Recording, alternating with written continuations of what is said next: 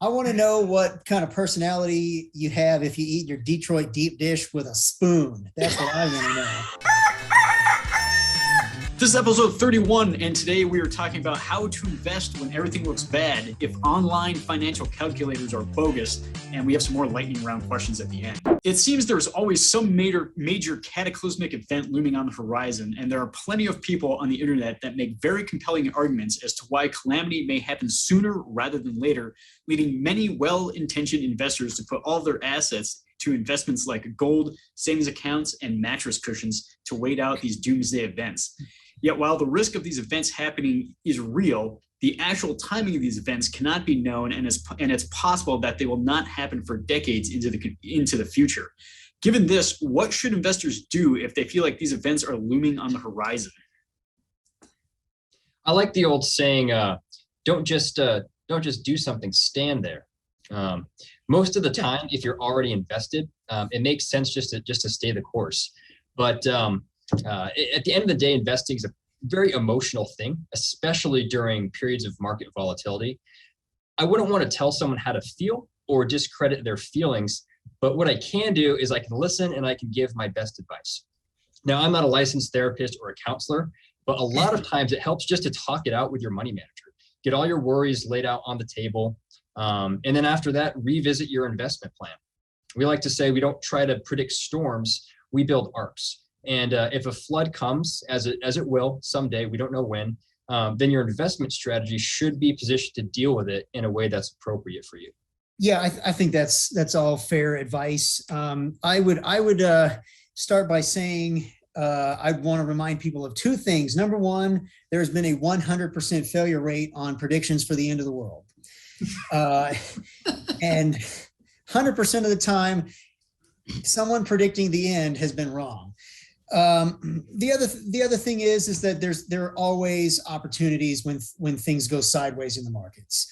Tom has already mentioned things like gold, and that's always a traditional safe haven. If you really are concerned, you can always go there, or other precious metals like silver. Other things you could do are look at things like utilities. Unless you think that the utility network, like a power company or a water company, is going to be destroyed, people are still going to need to pay the power bill and keep the lights on and the water running and the toilets flushing. You could always do things like that. Like Drew already mentioned too, in U.S. market history, I think there's never been a time where a significant market decline hasn't completely corrected itself within, I think, 24 months or come extremely close to it. So you could always just ride it out. That's not always ideal if you were, 1 week from retirement kind of a situation. But you could either look at this as a time to pull into a safe harbor, or you could look at it as a buying opportunity. So those would be my two basic recommendations. The stories to which Tom alludes usually are put out by journals or the media or a magazine, and what they make money not from giving sage advice, but from selling advertising. And what we do for a living is tell people to eat their vegetables, wash their hands after they go to the bathroom, keep your room clean, make your bed every morning before you go to work. Just basic stuff. And we say the same things over and over and over again. It's not very newsworthy, but the people who actually do those things actually have a pretty good outcome in life. When people come in with large sums of money, it's an emotional experience when there's a lot of turmoil in the news. So what I usually like to do is give them options that will assuage some of their concerns, which will prevent them from actually getting invested. So I usually will tell them the first extreme is that we go ahead and we invest all the money immediately, which historically and statistically, not with certainty, but with probability, the longer the money is invested, the better the outcome will be for the investor. But if they're uncomfortable putting $1 million into the market when we've got Russians invading the capital of Ukraine, then we'll say, well, how about we split it up into 12ths, and every month for the next year, we put 1/12 of it into the market. But if the market drops 10% or more, with whatever cash we have in cash waiting to be invested, we invest that 50% when it drops 10%. If it drops another 10%, we invest another 50%, and we continue to do that till all the money is invested. Or if they don't like that option, then we can split it 50-50. We put 50% in right now, and we do 50% with dollar cost averaging.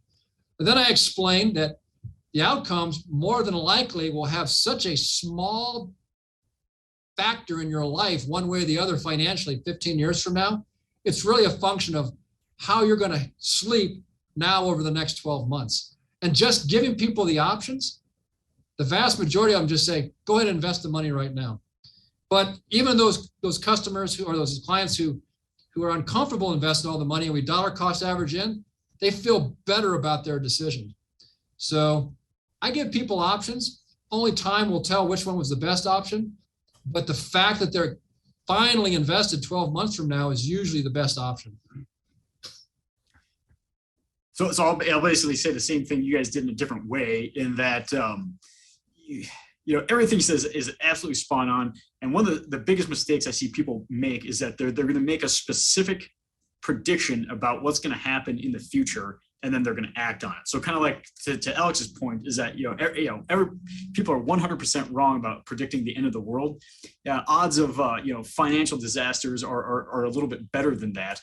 And people certainly have legitimate reasons for being concerned. But what you don't want to do is say that this is going to happen, so I am going to move all my money into one investment and just wait for this to happen. Because that has historically been one of the worst things you can do. Because number one, things change. And number two, there's information that you may not know. And like to Joe's point, yes, articles are written so that people will read them and they're not interesting, or so that people will read them and that they're interesting. And a lot of times, they become a little bit hyperbolic about how close to doomsday we actually are. In investing, you can't do that. Is that you basically have to pick a strategy. And even if it's a conservative strategy, you have to stick with it. And you don't want to make any real specific predictions about what's going to happen, 5 or 10 years in the future. And that's because that's ultimately just going to end up hurting you. There are plenty of online financial calculators floating around the internet purporting to help with retirement planning, college planning, and the like. The question is, are these calculators adequate to give you the information you need to make big financial decisions? Financial calculators, they're good for a few reasons. One, the math doesn't lie. That the laws of numbers are always right. If you invest $6,000 a year and you're able to get 10% annual rate of return, in 30 years, you're going to be a millionaire. That's a 100% guarantee. Two, they're fun to play around with. The power of compound interest is truly amazing when you let time work its magic. And three, financial calculators give people a sense of control when planning for their financial futures. We're dealing with a lot of unknown variables, and having a little bit of known variables in there certainly helps.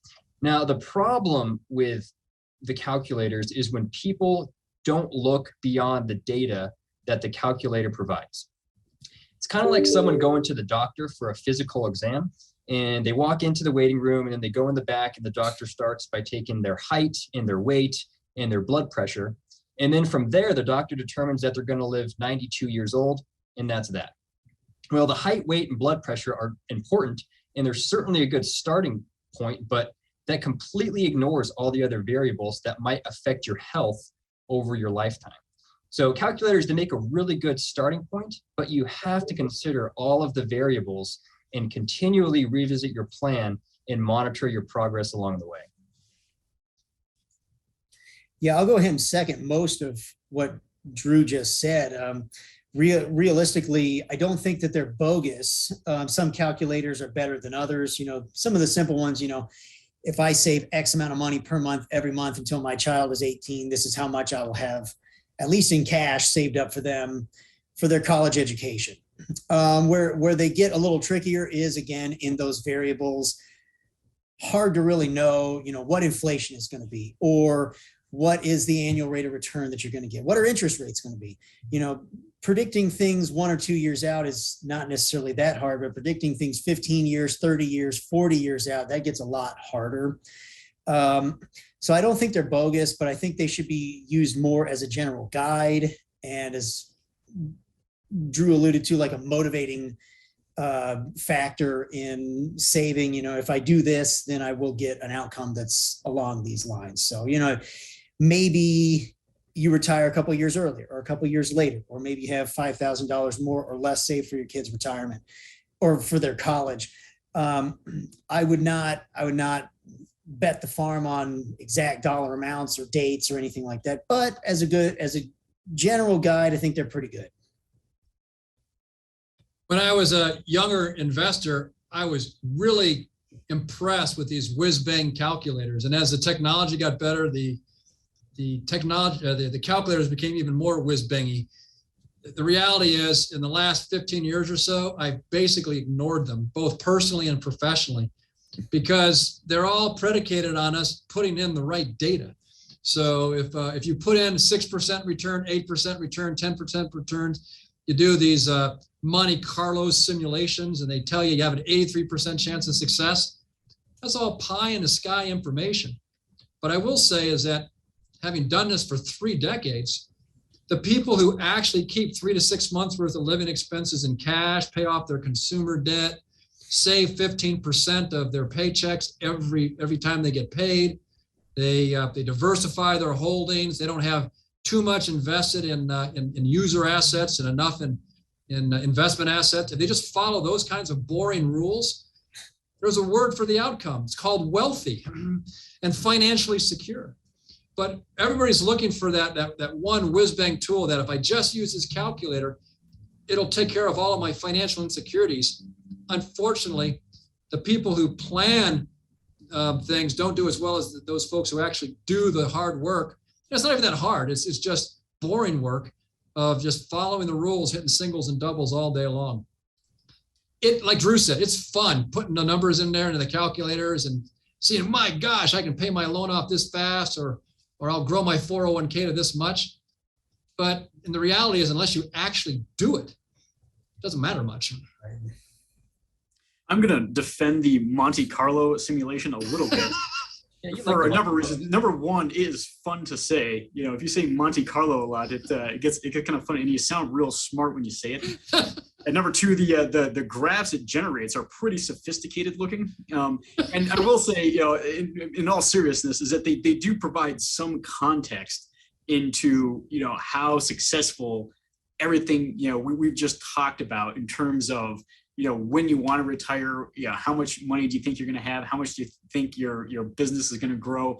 All this kind of stuff. We can kind of narrow it down to, something that's a little bit more than just what's your income, when do you want to retire, and what's your estimated rate of growth. You can get something that's a little bit more, personalized, I guess. So you get like a more personalized prediction of what's going to happen than just what a online calculator will give you, where you don't know what they're using for interest rates, growth rates, all that kind of stuff. But you're right. At the end of the day, the longer you go out, the longer it's just it's just guessing, because especially in the sophisticated software that we use, it basically uses current tax rules to estimate what your retirement is going to look like 30 years from now. It gives we have to use annualized inflation rates when we calculate your retirement returns. And if I bump the annualized inflation rate up about 1/4%, makes a huge difference on what your retirement looks like. So that's something you have to get fairly close, because otherwise it means nothing. And the fact that we don't know what inflation is going to do over the next 30 years, basically puts everything that we put into computers basically just garbage. And then you have to predict what the stock market's going to do over the next 30 years. And by doing all that, even if you're conservative, the chances that you're going to be wrong 30 years from now are pretty good.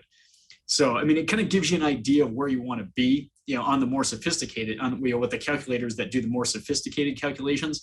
And again, the online ones are great, if you're getting started.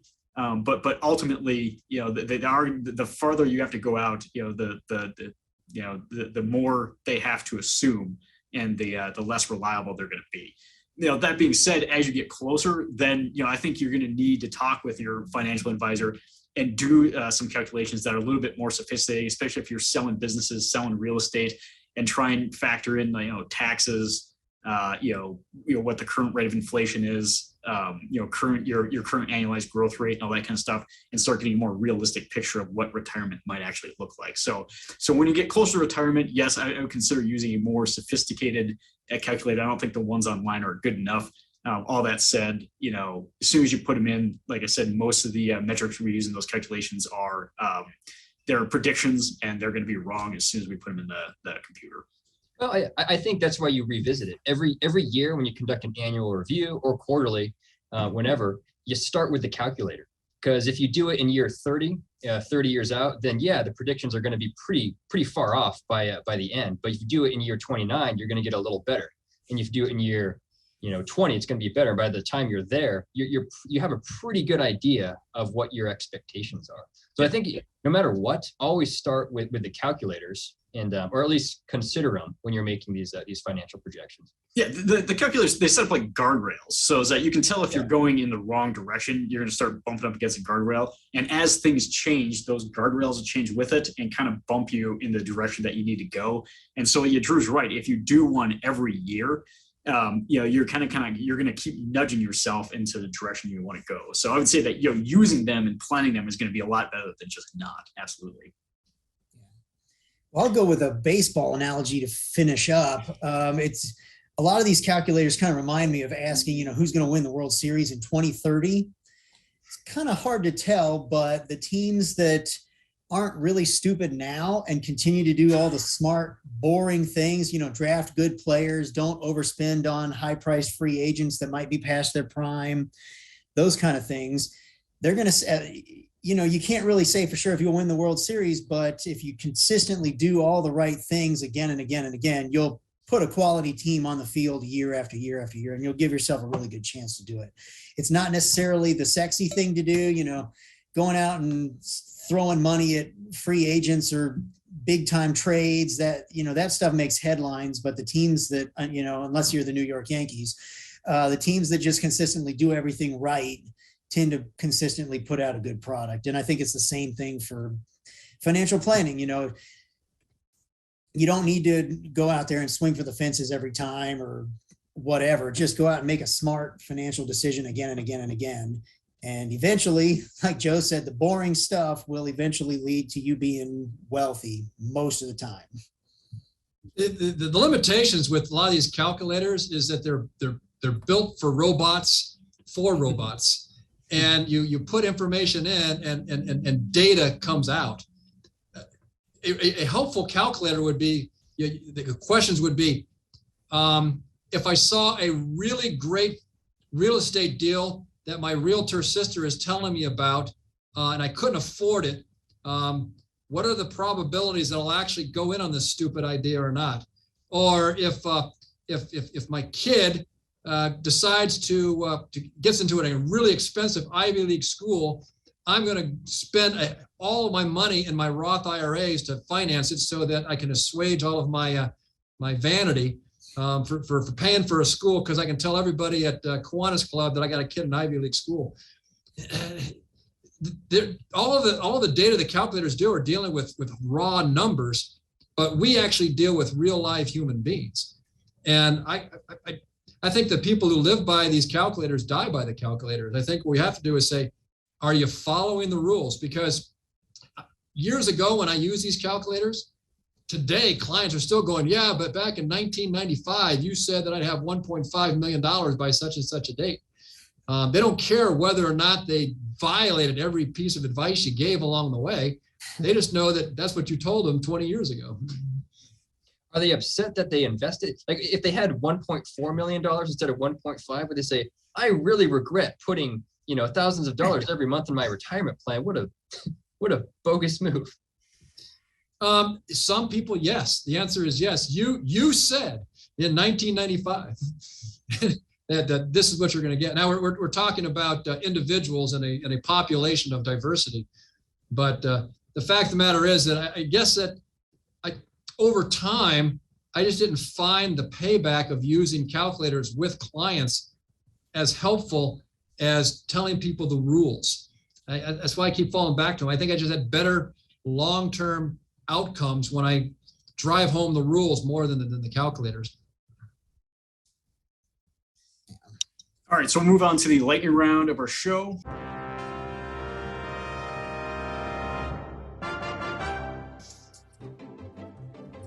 March is an exciting time for college basketball fans as they get to watch almost 3 weeks worth of playoff basketball. While the tournament, affectionately known as March Madness, is still a couple weeks or so away, who do you think will win this year's tournament?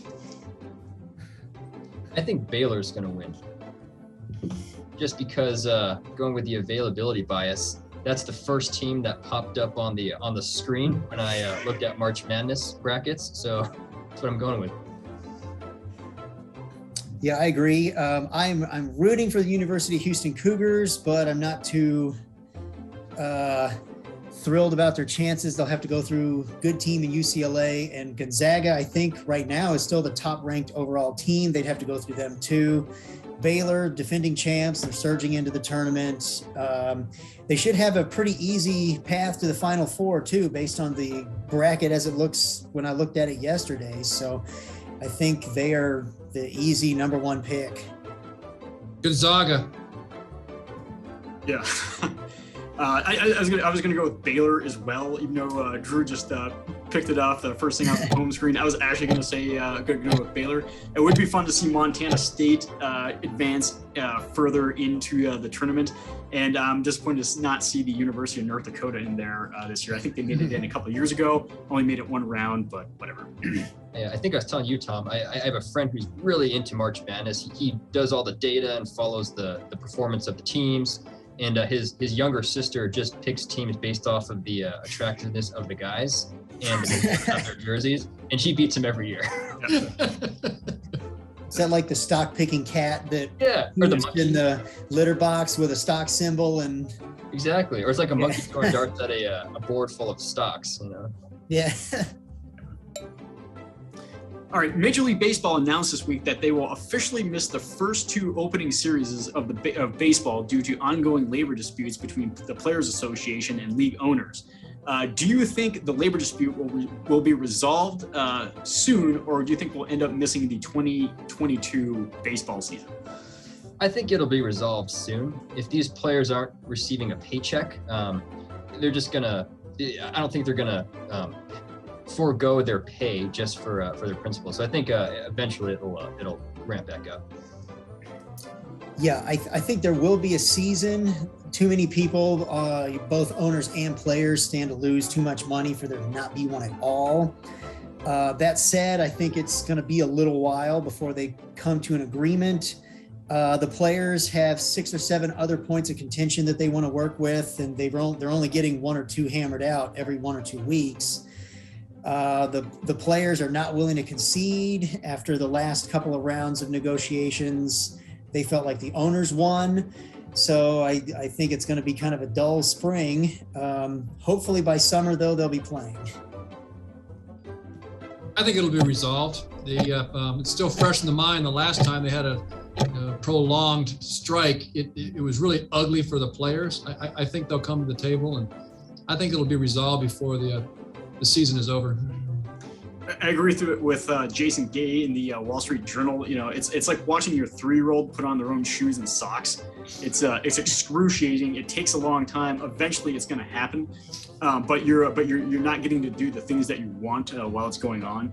And so, yeah, I think they will. I hope it doesn't turn into like a 1994 lockout, where I think the now Supreme Court Justice Sotomayor actually had to end the lockout by eventually siding with the players, and then I think they resumed the rest of the season like halfway through or something like that. But I hope it doesn't come down to that. I hope they just get it taken care of soon, especially after coming off like a weird 2020 season. They're just hurting themselves, so I hope they get together quick. All right, last question is that a recent study suggested that eating a slice of pizza can say a lot about your personality. According to the study, there are 4 ways to eat pizza. You can fold it, you can eat it crust first, you can eat it with a fork and knife, or you can just eat it using the traditional method, which is, I guess, the cheesy part first and then the crust. And so if you fold it, you're considered to be a multitasker personality. You really like getting things done, and folding it just get you on to things faster. If you eat it crust first, you're an influencer. You don't like to follow the traditional methods for doing things. So I guess you can start a YouTube channel. Fork and knife people, they're like supporters. They're supposed to be warm and kind, relaxed, and they're supposed to be good listeners. Given this information, and traditional eaters are considered planners, and that they are considered to like to think ahead. I'm not sure how they come up with any of this, but with all of that in mind, Drew, how do you eat your pizza? I think the author of this article had way too much time on their hands, or they ran out of ideas by the deadline. But federal grant money. Yeah, there you go. Well, first of all, who eats their pizza crust first? I think you'd be a psychopath if you do that. But if it's really flimsy flat pizza, I'll fold it so the grease doesn't start dripping around. But if it's just a regular piece, I'll eat it traditional. Yeah, I think the author had a failure of imagination. There are many different kinds of pizzas, and there's a different way to eat every one of them. But thin crust, like New York style pizza, fold it or you're nuts. If it's a more toppings on it, go ahead and eat it the normal way. Knife and fork, no. And I saw one where they turned the pizza inside out, where the cheese is on the outside and the crust is on the inside, and that's for psychopaths only. So we don't do that in this house. You guys are extreme psychopaths. I have to say all of the above.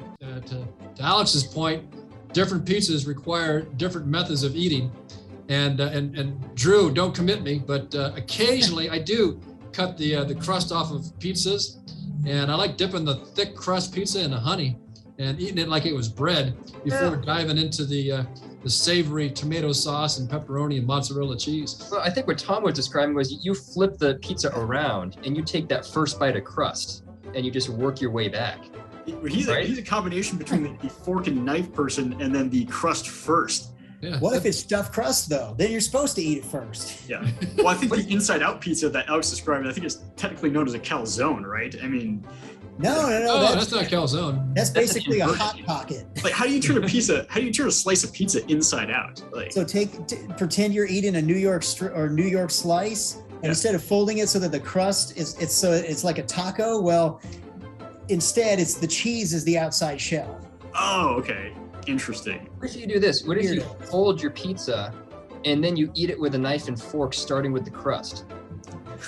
Are you just a Renaissance man? You just blew a lot of people's minds. There's universities out there that probably didn't consider that scenario. I want to know what kind of personality you have if you eat your Detroit deep dish with a spoon. That's what I want to know. That one's nice. If you haven't had pizza oatmeal, you're not living. Yeah. Yeah, the one that Alex is describing, you end up in Rikers if you eat your deep dish with a spoon. I mean, that's I think they make movies about people like that. All right, I eat it, I guess, traditionally. I mean, like you all said, is I consider the structure of the pizza first, and then basically make my decisions based on that. So, yeah. You live on the edge, Tom. Yeah, you're really critical information. Yeah, I guess I would be like, I'd be considered a traditionalist, but yeah, I'm not very adventurous when it comes to the way I eat my pizza. I'm not happy, so I'm gonna start changing the way I eat pizza so I can be the Dos Equis man. Yeah, the most interesting guy in the world. Yeah. All right. Well, that's it for episode 31 of Farm to Markets. We'll see you next week.